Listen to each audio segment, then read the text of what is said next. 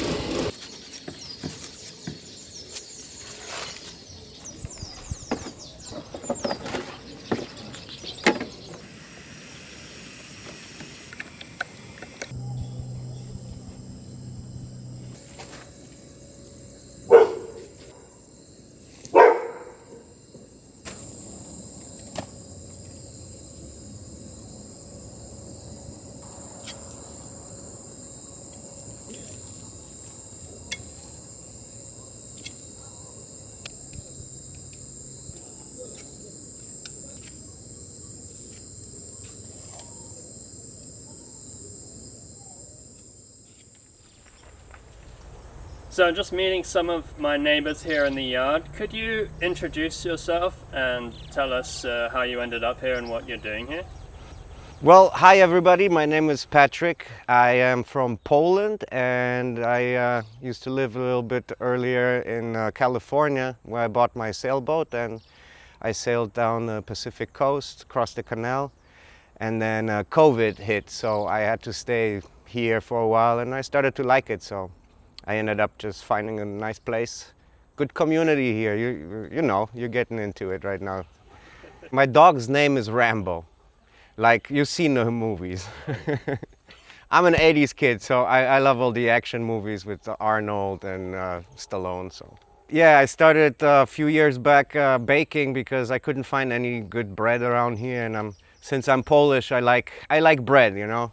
That's my badass oven there. I built it from an old barrel, and that really kicks ass. So I started baking more bread, and now I'm supplying people with Polish-style bread. So this is my third catamaran. It's 11 feet by 5. Plenty of storage for taking stuff to San Blas, which is the idea behind this catamaran. So I can take people and goods like spare parts and maybe my bread even to San Blas, which is only 44 miles away. So theoretically I should be there in 2.5 hours. Building it already a year. In between I have to do other jobs obviously to finance this project, but it's mostly fiberglass with some honeycomb. I got a 40 horsepower Suzuki that's going to go on it in the back. I am almost done. This is just making her pretty touch-ups, painting and stuff. So soon enough we'll be in the water 100% before you are. So we'll do some nice follow-up on this baby. Yeah, maybe in the next video.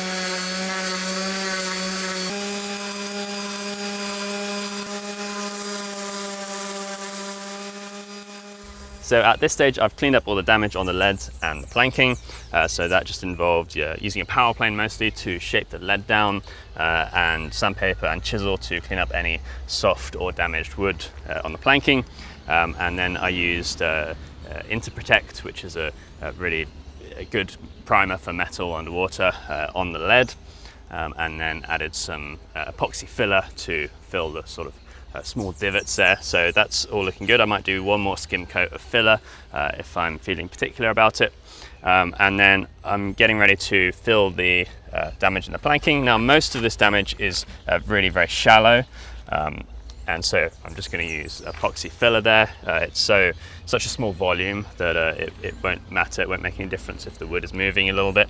But there's just a couple of spots, one here and one there, where it's just a little bit deeper and it's just a little more volume of filler than I'm comfortable with. So I'm just going to do some small graving pieces there. They're not really structural graving pieces. This is less than sort of 20% of the cross-sectional area of the wood. So I don't have to worry about gluing it in such a way that it sort of continues the strength of the grain.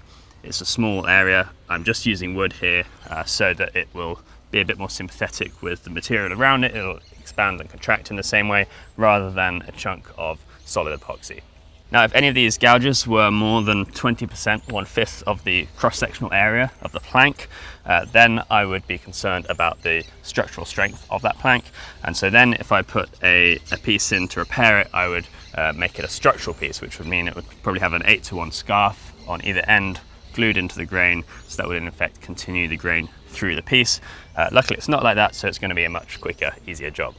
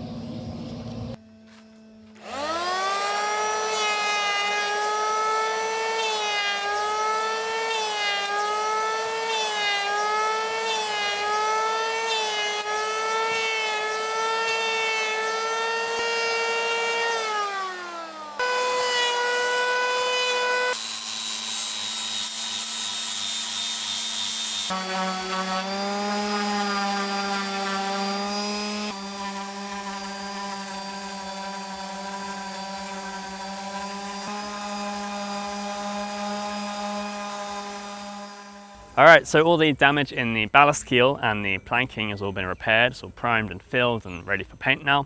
And then I've got some local painters who are helping with the paint. They've started already sanding the anti-foul.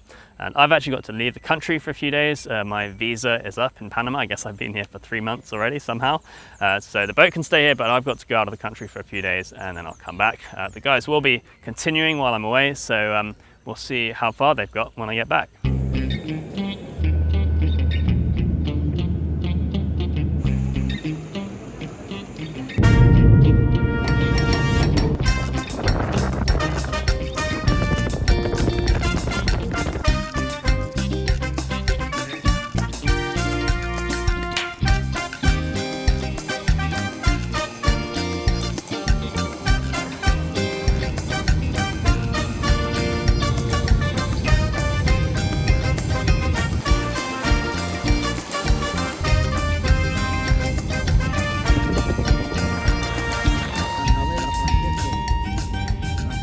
So we just got back to the boatyard in Linton Bay after a trip to the Dominican Republic, which is where I went to reset my Panamanian visa and also to meet up with Marit. And she actually came back with me here to Panama, but she's just here for a few days. Very shortly, she's off on a transatlantic yacht delivery. She's working towards her yacht master, so she's getting some extra miles in. Now it seems like the rainy season arrived while I was away. There was some torrential rain in Panama City on the way back, and when I actually got back to the boat, I saw that the rain and the weight of the rain on the awning had broke the pole that spreads the awning on the aft end, so I'm going to have to fix that. And it's been making life a little bit harder for the painters, but they've been doing very well. They've managed to prep the entire hull, the underside and the top sides, because we're doing topside paint as well as anti-foul, and we're also painting the inside of the bulwarks on deck. Now those were originally varnished, of course, but there's just way too much varnish on deck for me to keep up with, so quite a while ago I decided I'd be painting those white. So they've prepped them and they're getting ready to paint. Yeah.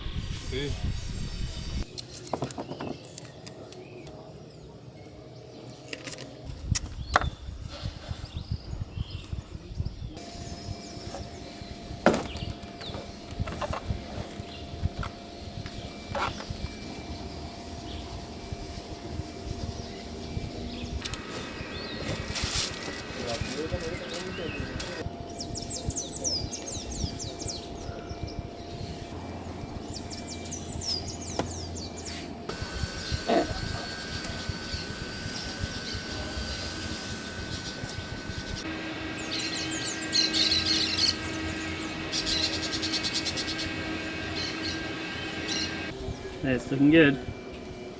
Thanks. I thought they needed a little love, you know? Yeah.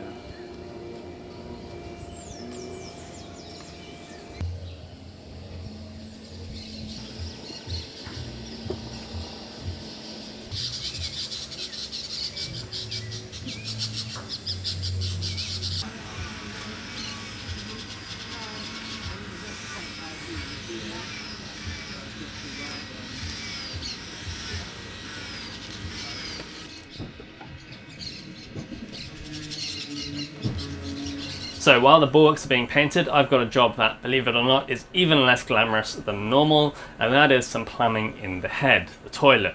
Now I've been finding that when I'm pumping the head, when it's going overboard, it's getting very hard to pump. A lot of force is required to actually move the handle, and it seems to be getting worse and worse. So what I think is happening is that one of the hoses, the one that goes directly to the through hull, is probably getting clogged or has got clogged with all sorts of lovely stuff, I'm sure you can imagine. But I didn't want to take that hose off to inspect it or replace it while we were in the water, because while the boat is in the water, there's no way of emptying that hose, so it would be full of water. But now we're out of the water, the hose is empty. We're going to take it off, have a look, maybe clean it or maybe replace it.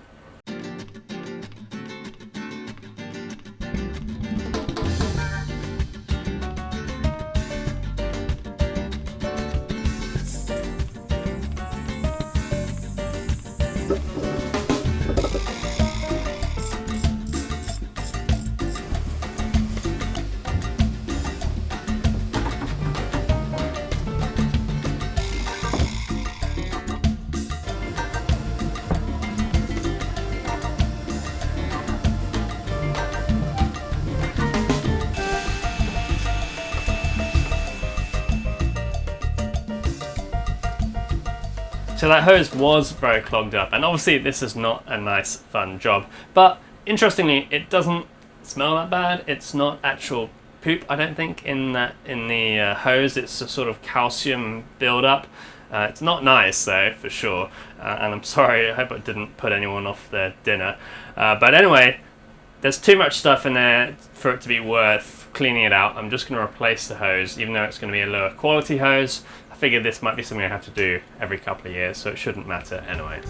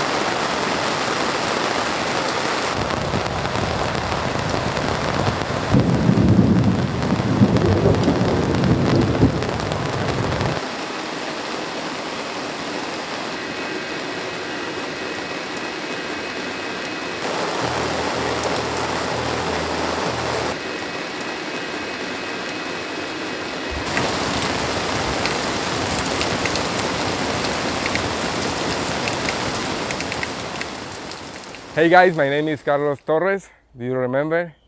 The guys is working in Linton Bay Marina for help Leo, and they working the paint, the tally ho. And the two sides in the deck, we start the paint yesterday. Everything is okay, the process is okay. The unique problem in the night start the rain. Today in the morning we coming back and looking and outside. We have one problem, the everything paint, they have a most humidity. It's very stick, it's not very hard. We need maybe 1 day or 2 days more for the paint is very hard, and back the sanding, and back the using the masking tape for the repaint. It's okay. So today we start the paint the outside. We need the cleaning, sanding, cleaning everything outside, and every day in the morning we start the sanding slow and the repaint. It's possible 3 layers. Yeah. See, okay. Yeah. Are you blocking my mind? Yeah, yeah, okay. Okay. Now we start the upside.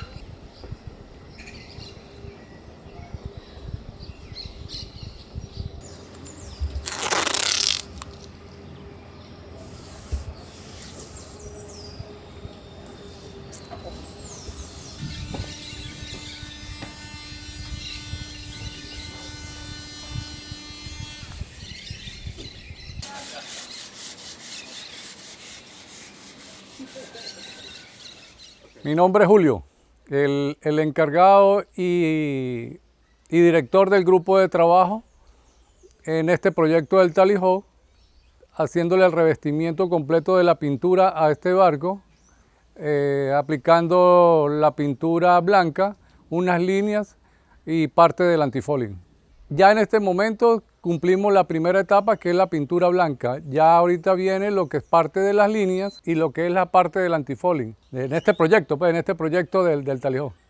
Alright, so that's all we've got time for right now, but it's been a good couple of weeks. Of course, I've been away a bit, so haven't done quite as much as I could have done, but I've been really pleased with the progress that the painters have been making. Those guys are awesome. I'm really happy about getting the repairs on the hull finished. The boat is looking great.